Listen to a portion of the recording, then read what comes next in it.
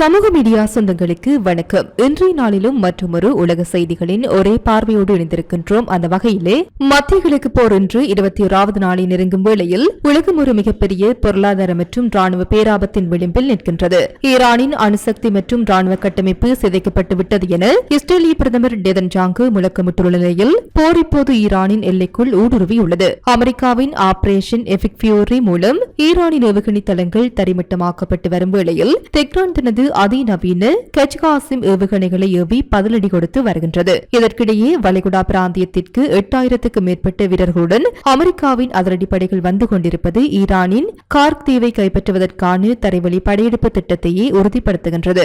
ஆனால் இந்த போரால் சர்வதேச சந்தையில் கச்சா எண்ணெய் விலை $180 தொடும் என்று சவுதி அரேபியாவின் எச்சரிக்கை உலக நாடுகளை பீதியில் ஆழ்த்தியுள்ளது.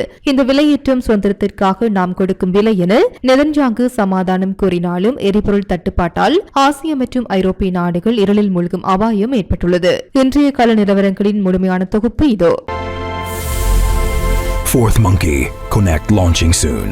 ஈரான் மீதான போர் 21வது நாளை நெருங்கும் வேளையில் இஸ்ரேலிய பிரதமர் பெஞ்சமின் நெதன்யாகு உலகை ஒழுக்கும் ஒரு முக்கிய அறிக்கையை வெளியிட்டுள்ளார். ஈரானின் ராணுவ மற்றும் அணுசக்தி திறன்கள் முற்றிலுமாக சிதைக்கப்பட்டு வருவதாகவும் ஈரான் இப்போது நிலைகுலைந்து போயுள்ளதாகவும் அவர் அதிரடியாக தெரிவித்துள்ளார். அதிபர் டொனால்டு டிரம்பின் ஒருங்கிணைப்பை பாராட்டிய நெதன்யாகு அதேவேளையில் ஒரு முக்கியமான விளக்கத்தையும் அளித்துள்ளார். இந்த போருக்குள் அமெரிக்காவை இஸ்ரேல் வலுக்கட்டாயமாக இழுத்துவிட்டது என்ற குற்றச்சாட்டுகளை அவர் முற்றிலுமாக மறுத்துள்ளார். குறிப்பாக ஈரானின் சவுத் பார்ஸ் எரிவாயு வயல் மீது இஸ்ரேல் தனியாகவே தாக்குதல் நடத்தியதாக அவர் உறுதிப்படுத்தியுள்ளார். இதேவேளை மத்திய கிழக்கு போர்க்களத்தில் ஒரு முக்கிய திருப்பம் ஏற்பட்டுள்ளது.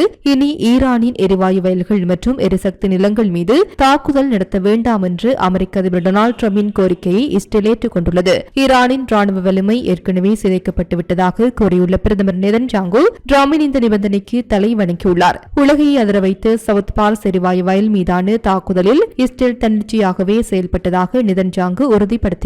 வாஷிங்டனை போருக்குள் இஸ்ரேல் இழுத்துவிட்டது என்ற விமர்சனங்களை முற்றிலுமாக மறுத்துள்ள அவர் டிரம்புடன் தங்களுக்கு இருக்கும் நெருங்கிய உறவையும் பாராட்டியுள்ளார்.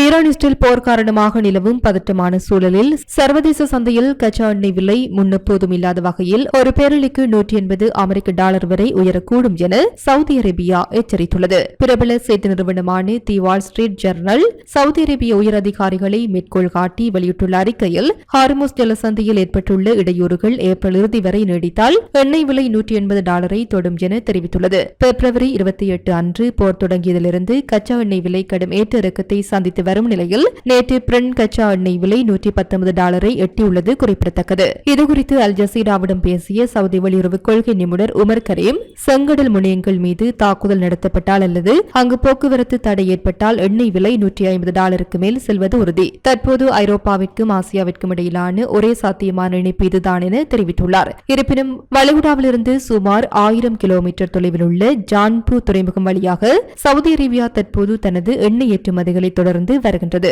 இருப்பினும் வளைகுடா பிராந்தியத்தில் உள்ள எரிசக்தி நிலையங்களை ஈரான் மற்றும் இஸ்ரேல் ஆகிய இரு நாடுகளும் குறிவைத்து வருவதால் ஜான்பூர் துறைமுகமும் விரைவில் தாக்குதலுக்கு உள்ளாக்கக்கூடும் என ஆய்வாளர்கள் அஞ்சுகின்றனர். கப்பல் காப்பீடு மற்றும் எரிபொருள் செலவுகள் அதிகரிப்பதால் சர்வதேச வர்த்தகம் பாதிக்கும். $180 விலை உயர்வு ஏற்பட்டால் அனைத்து அத்தியாவசிய பொருட்களின் விலையும் இருமடங்காக உயரும். ஆசிய மற்றும் ஐரோப்பிய நாடுகளின் மின்சாரம் மற்றும் எரிபொருள் பற்றாக்குறை ஏற்படும் அபாயமும் ஏற்படும்.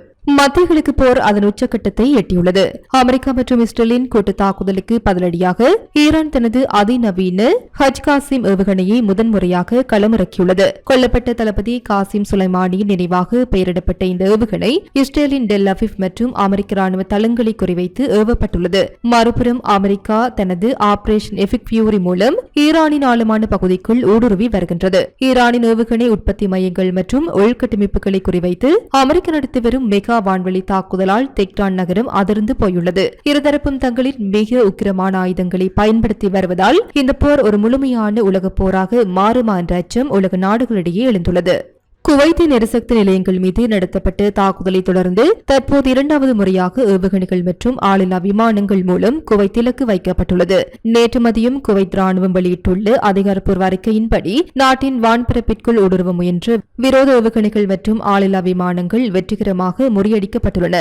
ஒரு மணி நேரத்திற்கு முன்னரே முதல் சுற்று தாக்குதலை எதிர்கொண்ட குவைத் இப்போது இன்னும் தீவிரமான 2வது சுற்று தாக்குதலை சந்தித்து வருகின்றது. குவைத் சிட்டி மற்றும் புறநகர் பகுதிகளில் கேட்கும் பயங்கர வெடிச்சத்தங்களால் பொதுமக்கள் அச்சமடைந்துள்ளனர். இதுகுறித்து விளக்கம் அளித்துள்ள ராணுவம், கேட்கப்படும் வெடிச்சுத்தங்கள் எமது வான் பாதுகாப்பு அமைப்புகள் எதிரி தாக்குதல்களை வானிலையை இடைமறித்து அளிப்பதன் விளைவாகும். பொதுமக்கள் யாரும் அச்சப்பட தேவையில்லை, ஆனால் பாதுகாப்பு அறிவுறுத்தல்களை கண்டிப்பாக பின்பற்ற வேண்டும் என தெரிவித்துள்ளது.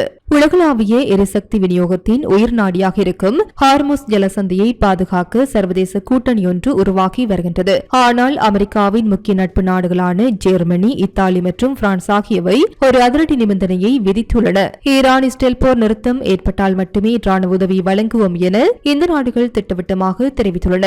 ஈரான் மோதலால் உலகளாவிய எரிசக்தி வழித்தடங்களுக்கு அச்சுறுத்தல் அதிகரித்துள்ள நிலையில் மேற்கத்திய நாடுகளுக்கிடையே ஒருவித எச்சரிக்கை உணர்வு எழுந்துள்ளமையே இது காட்டுகின்றது. போரில் நேரடியாக பங்கெடுக்காமல் போர் நிறுத்தம் ஏற்பட்ட பிறகு அமைதியை பராமரிக்க மட்டுமே ராணுவ ஆதரவு கிடைக்கும் என ஐரோப்பிய நாடுகள் தெளிவுபடுத்தியுள்ளன. இது அமெரிக்காவின் தற்போதைய ராணுவ நகர்வுகளில் ஒரு மாற்றத்தை ஏற்படுத்துமா என்பது கேள்விக்குறியாகும். ஈரானுக்கு எதிராக போராடும் தனது படைகளை வலுப்படுத்த அமெரிக்கா மேலும் ஆயிரக்கணக்கான துருப்புகளையும் அதிநவீன போர்க்கப்பல்களையும் வளைகுடா பிராந்தியத்திற்கு அனுப்பியுள்ளது. அமெரிக்காவின் நியூஸ்மெக்ஸ் செய்தித்தளம் வெளியிட்டுள்ள அறிக்கையின்படி அமெரிக்காவின் மேற்கு கடற்கரையிலிருந்து USS பாக்சர் நீர்நில தாக்குதல் குழு அவசரமாக புறப்பட்டுள்ளது. இதில் 4000க்கும் மேற்பட்ட கடற்படை வீரர்கள் மற்றும் மாலுமிகள் உள்ளனர். ஏற்கனவே ஜப்பானிலிருந்து USS திரிபோலி கப்பல் 2500 வீரர்களுடன் வந்து கொண்டிருக்கும் நிலையில் ஒட்டுமொத்தமாக அமெரிக்காவின் தரை மற்றும் கடற்வழி தாக்குதல் படை வலிமை 8000ஆக உயர்ந்துள்ளது. இந்த கூடுதல் படைக்குவிப்பில் மிக முக்கியமான அம்சம் என்னவென்றால் இதில் நீர்நில வாகனங்கள் மற்றும் F-35 ரக போர் விமானங்கள் இடம்பெற்றுள்ளன. இவை பொதுவாக ஒரு நாட்டின் கடற்கரை பகுதி வழியாக தரைவழி படையெடுப்பை மேற்கொள்ள பயன்படுத்தப்படுபவை. குறிப்பாக ஈரானின் 90% எண்ணெய் ஏற்றுமதியை தீர்மானிக்கும் கார்க் தீவை அமெரிக்கா தனது கட்டுப்பாட்டில் எடுக்கக்கூடும் என்று ராணுவ ஆய்வாளர்கள் கருதுகின்றனர். அமெரிக்க அதிபர் டொனால்டு டிரம்ப் நிர்வாகம் ஈரானின் அணுசக்தி நிலையங்கள் மற்றும் ஏவுகணை தளங்களை செயலிழக்க செய்த பின்னர் முக்கிய இடங்களை தரைப்படை மூலம் கைப்பற்ற திட்டமிட்டுள்ளதாக தெரிகின்றது. இதற்காக பென்டகன் சுமார் $200 பில்லியன் கூடுதல் நிதியை கோரியுள்ளதாகவும் தகவல்கள் தெரிவிக்கின்றன. ஈரான் போரில் அமெரிக்காவின் ஈடுபாடு மற்றும் அதனால் ஏற்பட்டுள்ள பொருளாதார நெருக்கடி குறித்த கடுமையான கேள்விகளுக்கு இஸ்ரேலிய பிரதமர் பெஞ்சமின் நெதன்யாகு பதில் அளித்துள்ளார்.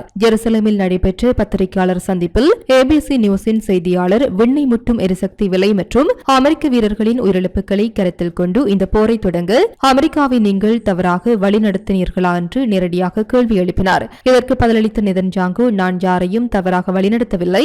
ஈரானின் அணுசக்தி அச்சுறுத்தலை தடுக்க அதிபர் டிரம்பை நான் சமாதானப்படுத்த வேண்டிய தேவை இருக்கவில்லை. அவரே நிலைமையை முழுமையாக புரிந்து கொண்டிருந்தார். இந்த பேரழிவை தவிர்க்க நமது கூட்டாண்மை மட்டுமே ஒரே வழி என தெரிவித்தார். போரில் உயிரிழந்து அமெரிக்க படை வீரர்களுக்கு அஞ்சலி செலுத்திய பிரதமர், சுதந்திரம் விலை மதிப்பற்றது, அதற்கு ஒரு விலையுண்டு. கொடுங்கோன்மைகளை எதிர்க்க நாம் தயாராக இல்லாவிட்டால் நமக்கு எதிர்காலம் இல்லை என்று உணர்ச்சிபூர்வமாக குறிப்பிட்டார். தற்போதைய எண்ணெய் விலை உயர்வு ஒரு திடீர் ஏற்றம் மட்டுமே என்றும் ஹார்முஸ் ஜலசந்தியை திறக்க அமெரிக்கா எடுக்கும் முயற்சிகள் வெற்றி பெறும் போது விலைகள் தானாக குறையும் என்றும் அவர் கணித்துள்ளார். மேலும் எரிவாயு வளாகம் மீதான தாக்குதலை இஸ்ரேல் தனியாக நடத்தியதை உறுதிப்படுத்திய அவர் எதிர்கால எரிசக்தி தாக்குதல்களை தள்ளி போடுமாறு அதிபர் டிரம்ப் கேட்டுக் கொண்டார். நாங்களும் அதற்கேற்ப செயல்படுகிறோம் என தெரிவித்தார். இது சமீபத்தில் வெளியாகும் செய்திகளின் தொகுப்பாகவே காணப்படுகின்றன. தொடர்ந்து செய்திகளுடன் இணைந்திருங்கள். ஈரான் இஸ்ரேல் அமெரிக்கா போர் தொடர்பான செய்திகளை உடனுக்குடன் அறிந்து கொள்ள சமூக மீடியாவுடன் இணைந்திருங்கள். இது போன்ற பல செய்திகளை தெரிந்து கொள்ள நம்முடைய சமூக மீடியா யூடியூப் சேனலை சப்ஸ்கிரைப் செய்து அருகில் உள்ள பெல் பட்டனை கிளிக் செய்யுங்கள். மேலும் செய்திகளை உடனுக்குடன் தெரிந்து கொள்ள சமூகமீடியா.com என்ற இணையதளத்தின் வாயிலாக எங்களுடன் இணைந்திருங்கள்.